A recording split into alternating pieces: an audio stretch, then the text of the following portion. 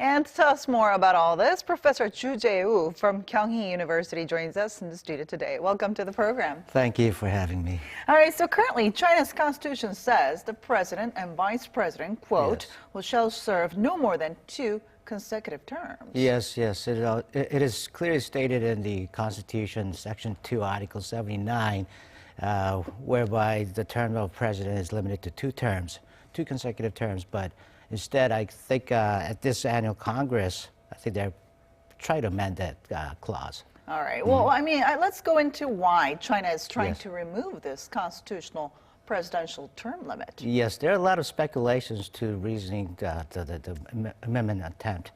I think one outstanding reason most experts agree is that there's mounting, social and economic reforms that Xi's government has to handle for years to come, and that is obviously the case. And I guess China probably needs probably longer, like you said, more space, time, and longer period of stability, domestically speaking. But also at the same time, I don't think the CCP, Chinese Communist Party, has an appropriate electoral system in choosing its next leader. Okay. And over the course, they relied on the old system whereby they pick out the next successor and have him trained in the local areas and rural areas before he comes up to central stage for 5 years of training. But with the rise of China, the international profile of China, I don't think 5 years of lessons or studies of leadership can really make him eligible to be the next leader. So I think for long term, probably Xi might have in mind is to really reform the electoral system. So, like we heard in the report, do you think this actually means that Chinese President Xi Jinping will be ruling the country almost indefinitely? Indefinitely, for sure, until like I said, if he's thinking of electoral reform, then he has to come up with a brand new institution. But before that, he will definitely stay in power. All right. Well, I mean, last year's Communist Party Congress, Xi cemented his status as the most powerful Chinese leader since Mao Zedong in 1970s. So adding to the party constitution his name and also a political theory attributed to him. Tell us more about this. Yes, we would say so because it wasn't done in a precedent way.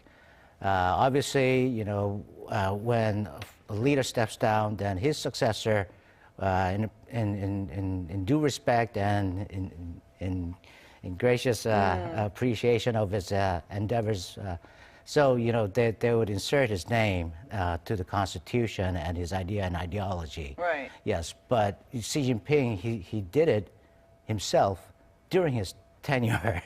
So it was quite unusual, right? That's right. Even Deng Xiaoping didn't do that. Deng Xiaoping's name was inserted into the Constitution after he stepped down from the central political stage in 1989.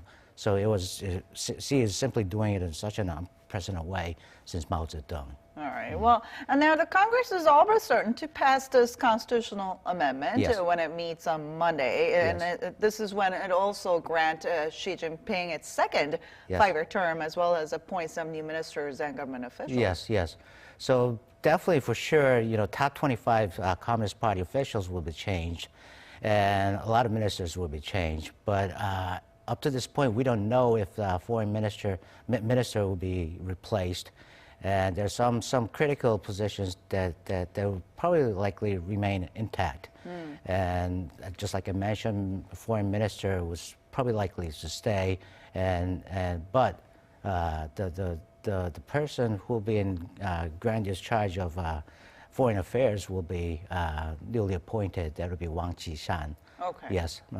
And for economic matter, Li Keqiang will still remain in power, but his advisors would also likely to remain in power too. All right. Now, what's important is that we're hearing that there's obviously mixed reaction to all this. I mean, there's obviously people who are accepting this, but also a lot of criticisms and opposition to this possibly Xi Jinping's indefinite power or grab on powers. Tell us more about this. That's right, because I think it's related to the side effects of despotism. forget about authoritarianism or totalitarianism, but nepotism will come into play, and I think people are really worried about that.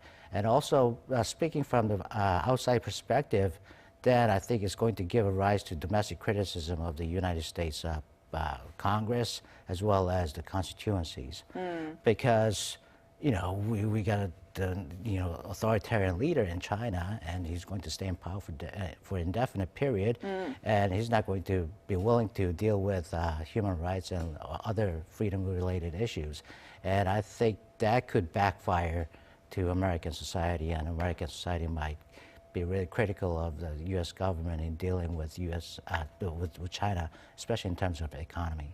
And this could also have a pretty big impact on China's economy in the long run and also short run. Yes, that's right. Although Xi Jinping would like to further carry out economic reforms in domestically speaking, but I don't know how he's going to deal with the foreign trade and foreign economic issues here, because he'll have ultimate power, so he'll like to go by his own will and at his own discretion. So that's a concern to a lot of outside experts. So here, we are not too sure how he's going to play out his despotism in terms of dealing with foreign trade and economic issues here.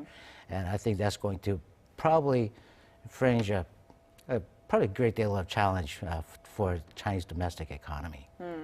Now, you mentioned a little bit about the U.S., but obviously there has been some growing trade tensions between China and the U.S. So obviously this upcoming constitutional change in China is going to have an impact on the U.S. as well. Yes, definitely. It could be a two-sided of a coin story here.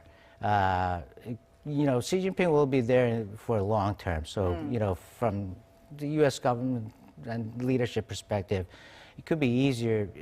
They would have a stable period of dealing with China because they would have to deal with one man. But at the same time, like I said, the side effects of despotism would be a great challenge for the United States too. How President Trump is going to deal with President Xi, who's likely to be an authoritarian leader here, and how is that going to affect U.S. public and U.S. Congress? Probably U.S. Congress and public will be more critical of Xi Jinping's leadership, and probably put more pressure on the United States government in dealing with foreign trade and economic issues with China. How has Trump been doing with Xi Jinping?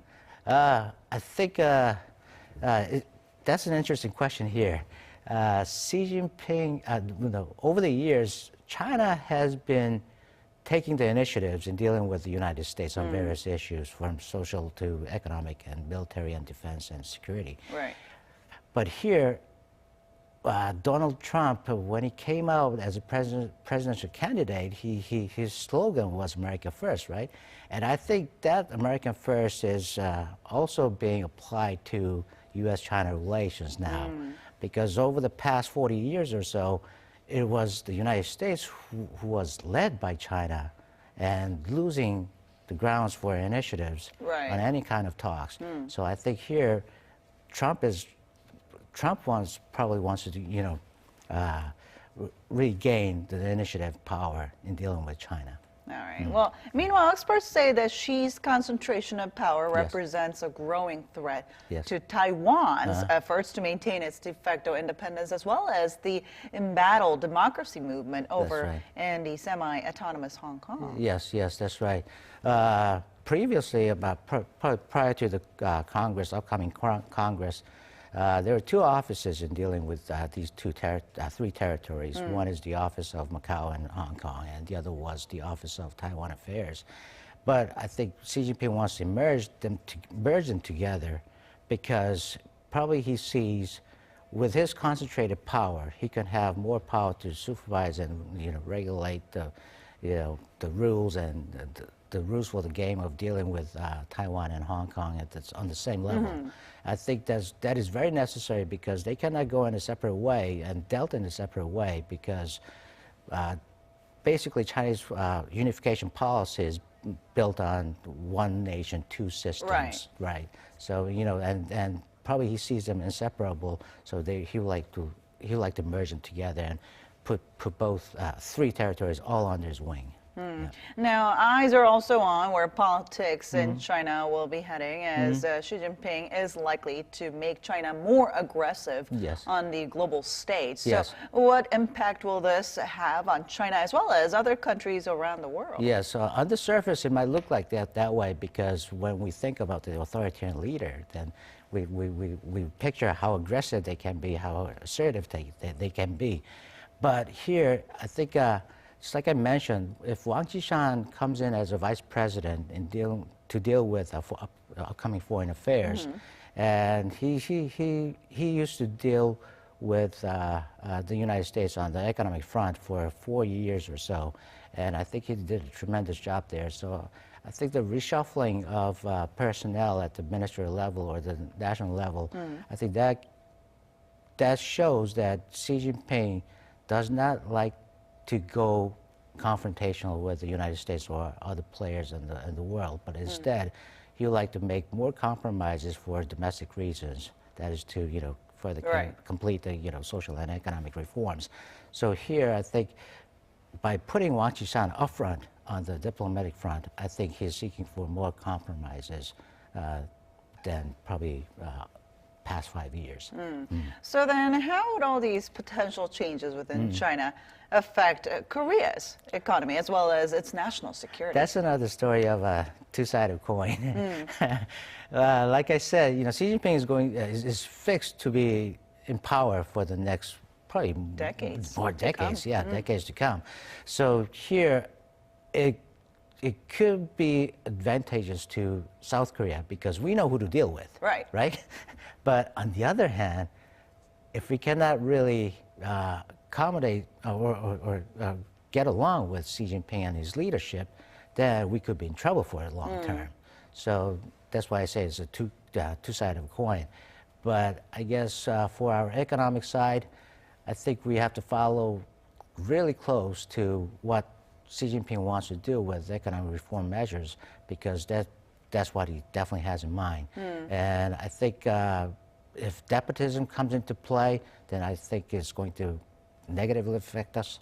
But if he would like to compromise with the world standard and avoid trade war with the United States and others, then it could work to our advantage. On the security front, Xi Jinping, I think he's going to try to make more compromise with the United States. So if we can, follow the footstep of the results of the compromise between the two countries, then I think that could be advantageous to us too. And also with North Korea. Yes, that's right. Well. Yeah, that's right. So North Korea, on the North Korean matter, definitely Xi Jinping would like to go along with the United States so that he can achieve two goals. One is to denuclearize the Korean Peninsula. Also at the same time, to avoid any military conflicts on the Korean Peninsula. So he would like to, at utmost, really make compromise with the United States and go along and putting more pressure on North Korea. But we have to remember, Xi Jinping, deep down inside, he is very pro-North Korea.